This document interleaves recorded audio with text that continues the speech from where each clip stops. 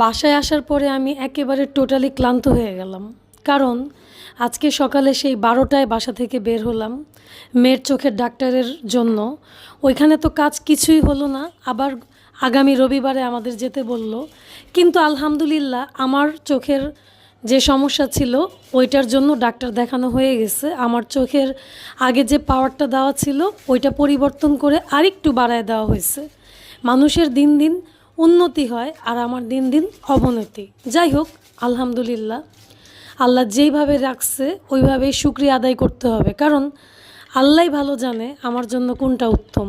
তো যাই হোক, মাথা ব্যথায় আমি বাঁচতেছি না, এই জন্য লিকারটাকে একদম কড়া করে 1 কাপ দুধ চা মনে হয় আমার ক্লান্তিটা দূর করবে। এই জন্য ভাবলাম যে আমি সবার আগে চুলায় পাত্তিটা বসায় নিই, কারণ এইটা ফুটতে ফুটতে আমি আমার বাকি কাজগুলো সেরে ফেলতে পারবো। কারণ লিকারটা করা না হইলে আমার আবার চলবে না। তো এটা হইতে হইতে আমিও কাজগুলো সেরে আসলাম। তারপরে ভাবলাম যে এখন আরাম করে রিল্যাক্সে বসে চাটা খাওয়া যাবে, কারণ চা খাওয়ার পরে আবার ওদেরকে খাবার দিতে হবে, মানে সুফি, লিও আর মিম্মি। এই ফাঁকে আবার ভিডিওটাও এডিট করে ফেললাম। আসলে সব কিছুই তো করতে হবে, তাই না? সব কিছু নিয়ে সব কিছু করে এগিয়ে যাওয়ার নামই তো জীবন।